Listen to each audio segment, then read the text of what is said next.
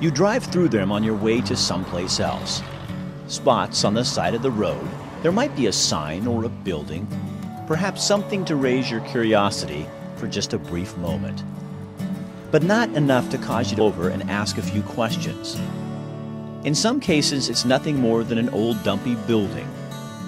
But what would happen if on one of those journeys you did turn on your signal, pull over, and knock on a few doors?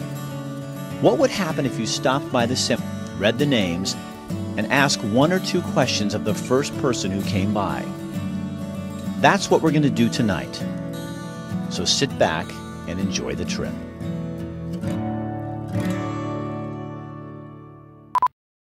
I'm not dead. That sounds like something interesting.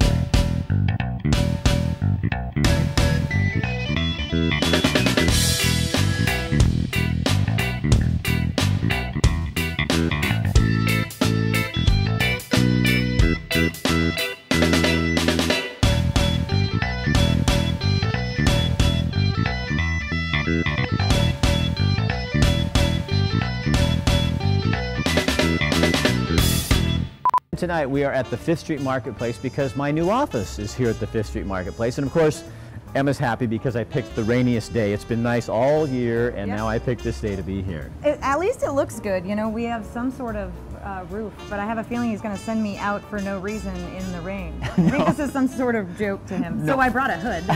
No, I promise. Know him. I promise. Okay. So we're going to start with everybody in a place called Scottsburg. This is a series of ghost towns. For the whole month, we're going to show ghost towns. A series we did back in 2005 when I worked at KEZI. So that's out by Reedsport, right? Yeah, Scottsburg is right down there. And wait till you meet this man that we just ran into by accident at the Scottsburg Cemetery. Watch. We begin our journey tonight in a little ghost town I bet you've passed through 100 times on your way to Coos Bay. It's a little place called Scottsburg.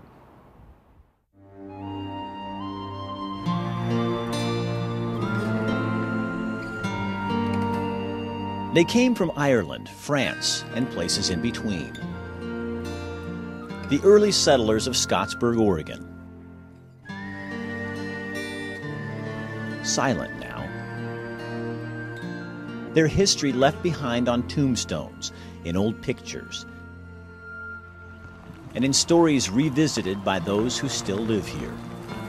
She liked it here, peaceful. So. This was raised in Scottsburg. There's a lot of them there that I'd have to look. A lot of the old timers were there. We had some characters that I guess every town does. At one time, Scottsburg was a place where miners gathered supplies to head south to look for gold near Roseburg and beyond. They run mule trains and pack trains from here to Roseburg. This was back in the 1800s, of course. It was an shipping port. It used to be the head of navigation, and sailing ships would come up there, and that's as far as up the river as they could get. On this day, when we ran into Pat, his visit was not about Scottsburg or its history. It was home, and it's, like I say, my mother and father, I got brothers, sisters, all buried here. As he carried the remains of his wife with him, this day was about his history, a period that had ended for him. You want to get the history on Scottsburg, talk to Henry Freer. He lives right there in town. He's the unofficial mayor. We'll come back to a little later. We found the mayor in what's left of Scottsburg, just down the road a bit. The way Henry Freer tells it, his great-grandfather's brother walked to Scottsburg from San Francisco over 100 years ago. How long has your family been here? Oh, since 1851. So you are Scottsburg? Yeah, kind of. Scottsburg was named after a businessman named Levi Scott. Scott owned the mercantile. There used to be an upper, middle, and lower Scottsburg. The town was a center of commerce from the coast for those going south into California. This was the last stop for ship traffic. Two floods in 1861 wiped out the lower and middle sections of Scottsburg. highway came in, everything changed. Instead of stopping, cargo just bypassed Scottsburg. Now dozens of families live in the hills and backcountry surrounding the area. Just a few, like Mayor Henry, live in town. Everybody does their own thing around here. So what keeps people here? The way I had it figured is a guy just will stay here. There's always work to be done around the local area. Why run all over the state? That's what they want you to do, and I won't do it. Rugged individualists. I kind of like everything the way it used to be, and I don't like the modern day stuff. A place where the old ways work just fine. How is it decided who becomes mayor in Scottsburg? Well, it just happens. What do you mean it They just start, happens? well, they start calling you mayor, and it just goes from there. A place where personal freedom outranks everything. I can kind of do what I want. I don't have to answer to anybody, more or less. I'm a freer, and I'm free right here. A place where anyone can be mayor. And I don't know, I ain't gonna be around for it. Scottsburg, Oregon.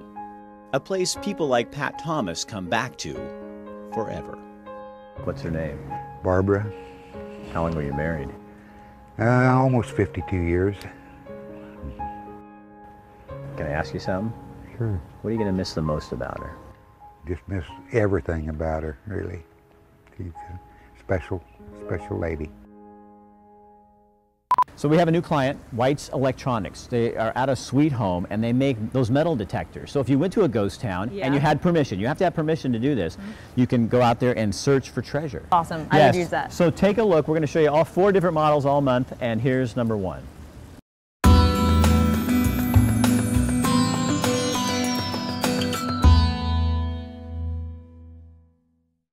This is a difficult one for some distributors to figure out how to sell this over what we just showed them on the GT. Yes. What do you tell folks to tell their customers when they get an MX-5, somebody interested, what's the bigger feature for this versus the GT? Okay.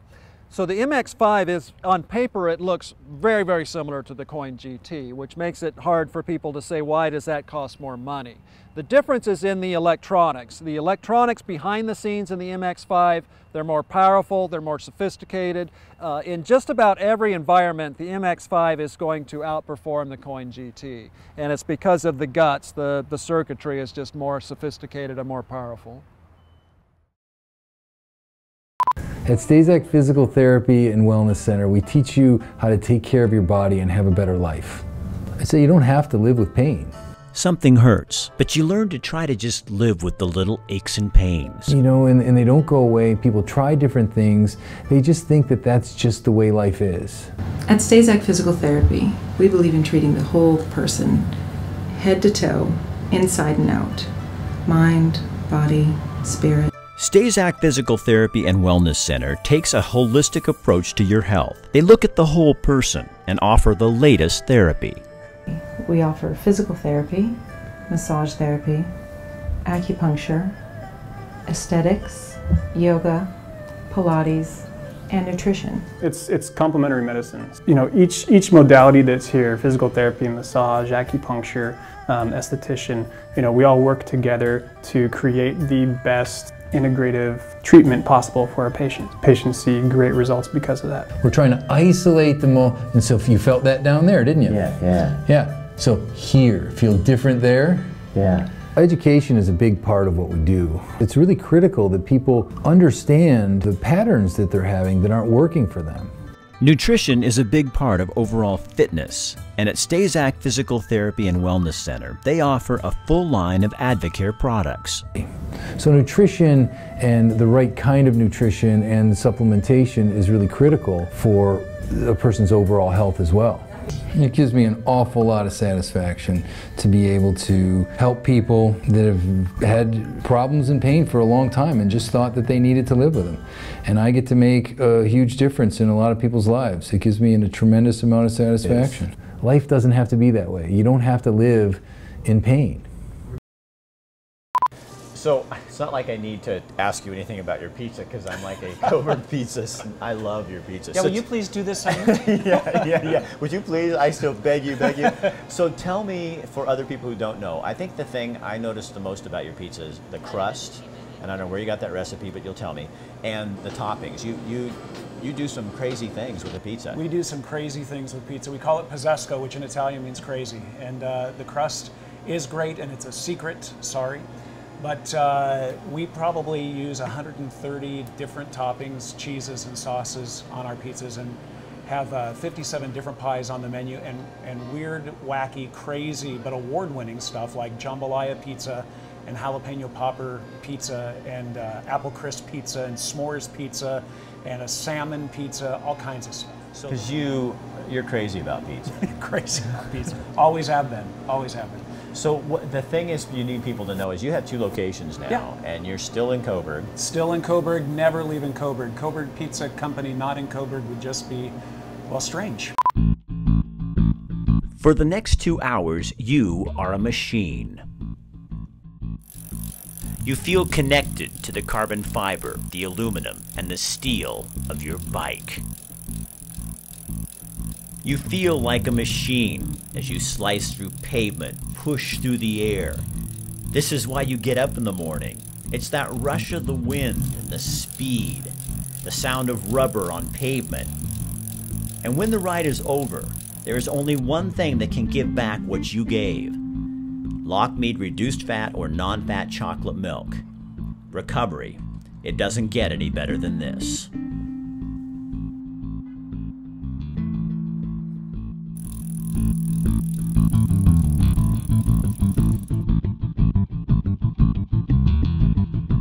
Yeah, you do need journalism because, you know, we live in an age where people have a lot of things going on, and there's a lot of different sources that are pulling away from their time schedules, and so they rely on us to be places and cover things that they can't get to. And it might be everything from a city council meeting with a hot topic, such as a sick leave or something like that. And so they depend on us to be there. When we're there all the time.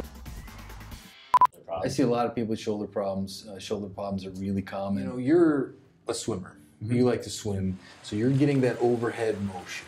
When we talk about posture, even slight anterior rotation of your shoulder puts your shoulder joint in a compromised position. And for the shoulder to work properly, those rotator cuff muscles have to be working correctly. So the only way that they can do that is when your shoulder is actually in the position that it needs to be. And then the rotator cuff muscles can function properly.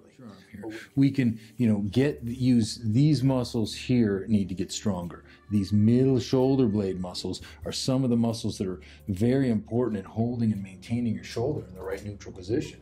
We can show you some really simple exercises that are going to target this without getting these other muscles going. See, when you squeeze on that, I feel that. Yeah. I mean, it hurts. Yeah. And we're here with the Real Wine Julia. Thanks for being here. You're working with Coburg Pizza. Yes. Coburg Pizza is, everybody knows, it's my personal favorite. I love this stuff. And Terry Dawson, the owner, sent this over. Oh, look at that. This is the pizza margherita, right? Yes, it's their Margherita Classica. And it's thin crust. Thin crust. Which they have a thin, a thick, and then they have the stuffed. So tell me, Julia, when you're pairing a pizza with a wine like this, what are you looking for? Well, I'm looking for like sauce colors. Like if it's a white sauce, I'll probably pair it with a white wine. If it's a red sauce, I'll probably pair it with a red wine. But that's just a general rule of thumb. I don't always go by that. But this is a classic Italian pizza, so I've chosen a classic Italian wine to pair with it. Am I doing this right? You are. Although you're pouring it like a beer, which is kind of fun. Tilting the glass. I'm a beer drinker, so I'm pouring my wine like a beer, yeah. All right, let's try this. Get the whole thing. Yeah.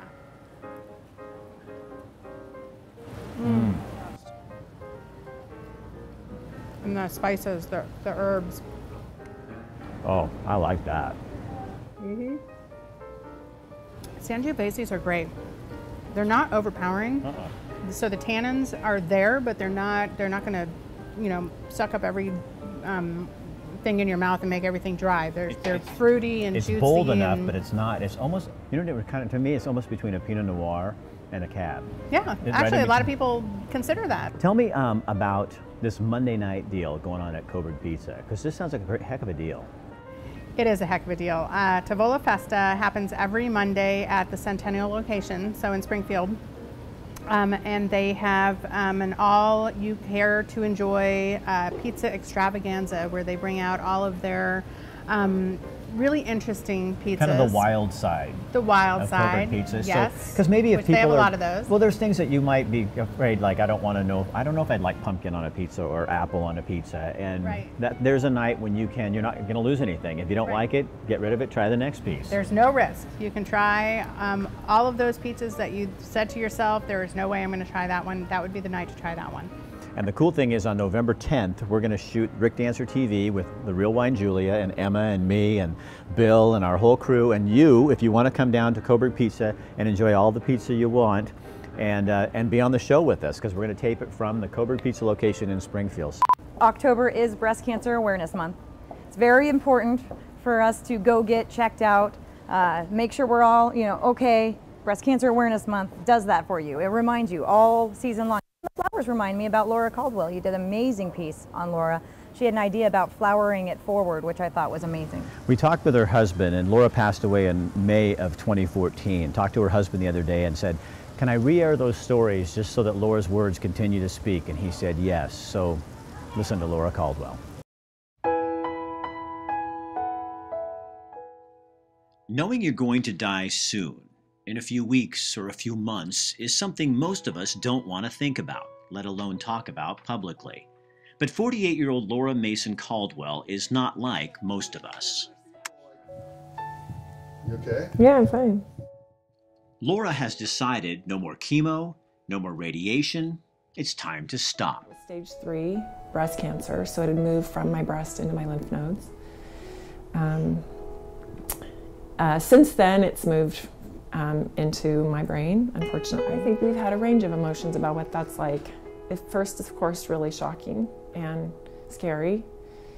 I think scary, just the process of death, I think is scary, but I'm optimistic that hospice is gonna take care of me.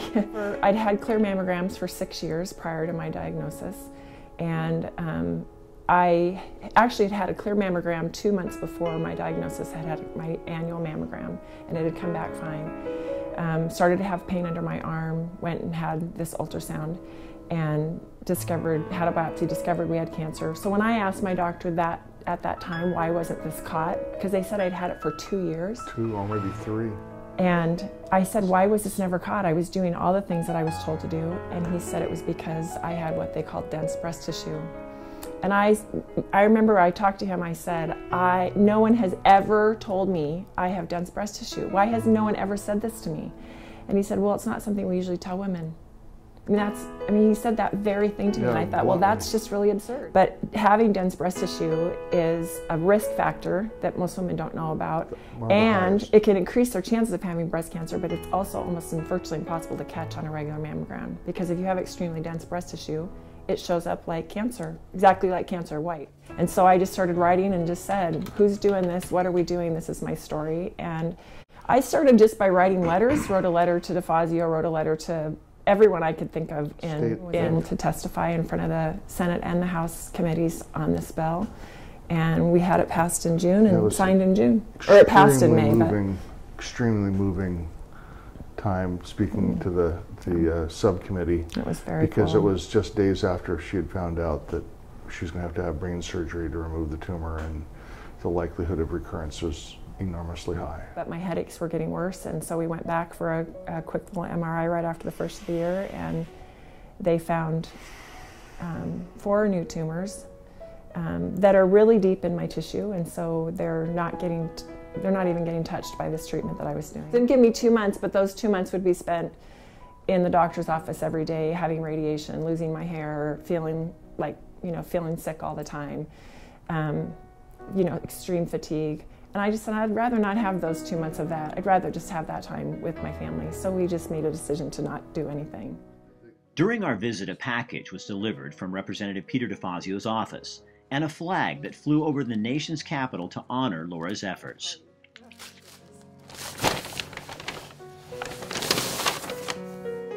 No, it's handwritten. How cool is that? Okay, I'm not going to be able to read it probably.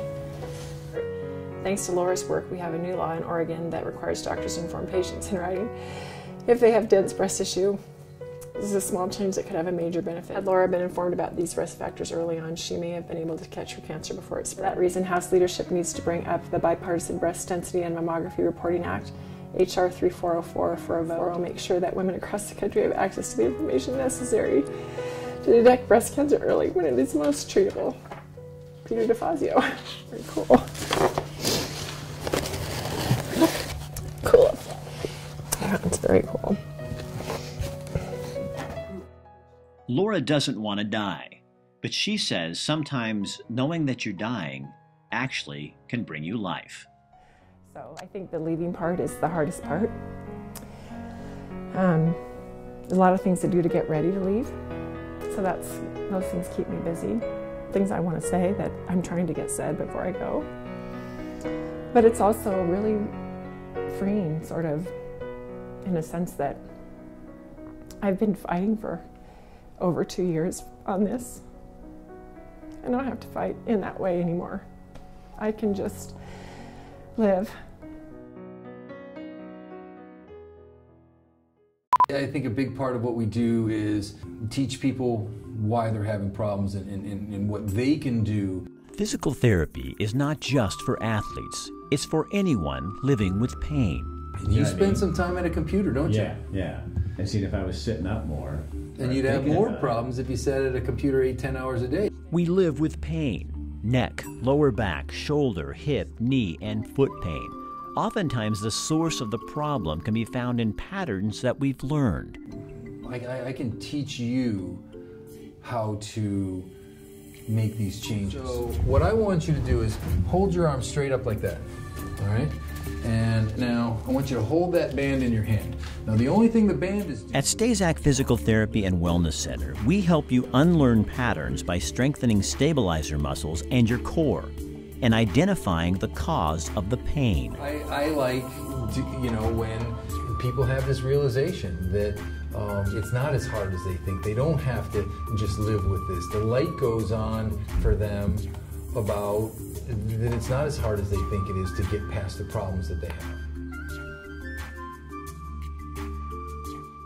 What we need to tell you is there's apple days at Dietering Orchards every weekend in October. So there's cider pressing, there's apples you pick, you can have them pick them for you. There's stuff for the kids to do, picnic out there. Yeah. You can spend the day and enjoy yourself out there. It's a family place for families, really. Right. It's a family-run business. They've got the apple shooter, the catapult. That's right. Oh, you know what? I need to get back on there. I was really good. Yeah! I pictured you! Oh, perfect. Don't want to lie, I didn't want to show any of those kids up, but I was pretty good at that. Dietering Orchards, that's the place to be all the month of October, every weekend. Can we go? Am I going? So this is Ashiatsu. Ashi means foot, Atsu means pressure in, I believe, Japanese. They've been doing different kinds of foot massage for years and years, but Ashiatsu, in the way that I learned it, was developed in the late 90s, I believe, by Ruthie Hardy. And what I do is use my feet, and I use the bars up above the table for my balance. Well, I've been doing massage for almost 16 years, and I've done a lot of deep tissue massage over the years, and with my forearms, I can give about 40 pounds of pressure. This way, I can give up to 140 plus or minus a few pounds of pressure. And it's a broader pressure, of course, because it's using my whole foot.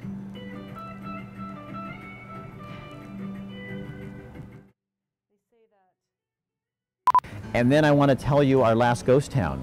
Ooh, what is it? Idiotville. Now, are you just like setting me up on purpose these days? Because I can handle it.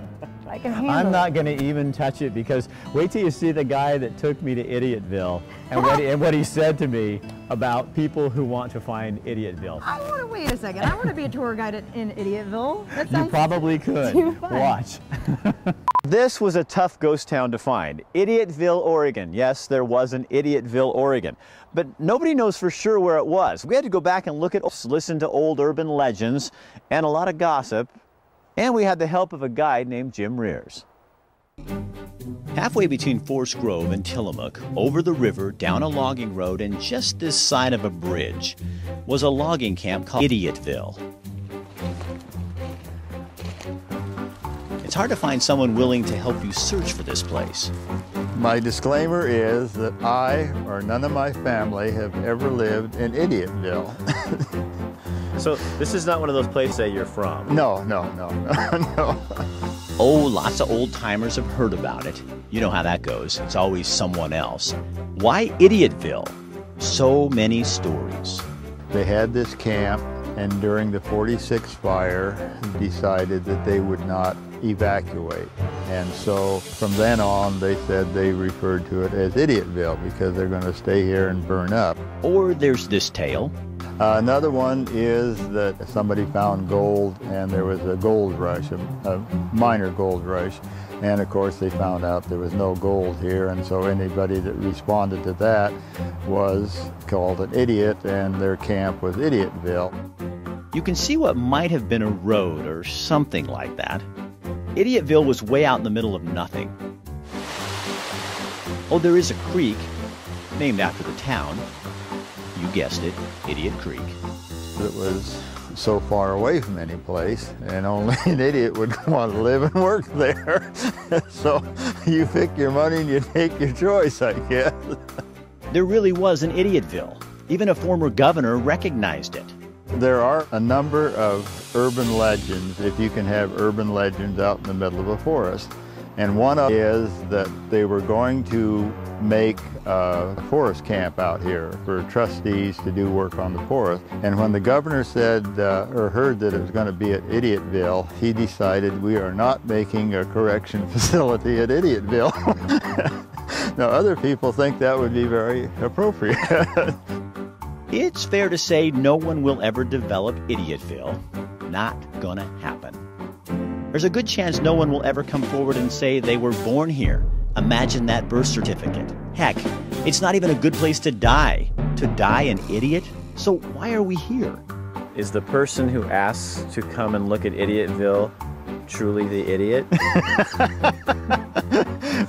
Anytime you're in front of a TV camera, I think you're an idiot. That's my personal opinion. Thanks, Jim. That makes two of us. I want to tell people really quickly, there's an organization in town called Rideable, and they do horseback riding for people with different abilities, with special abilities, basically. Oh, that's awesome. They really need help right now. They're doing a push to raise money. So what I'm going to do is just put their website on here on the screen, and you can go look at it, see if that's something you want to do. I really love this organization, and I just think they really need your help. So if you would do that, we'll do that. I don't know, he's hard to put up with. It's Rick Dancer, Emma, you know. Emma. Yep. Excuse me for interrupting, Hold but on. what are you doing?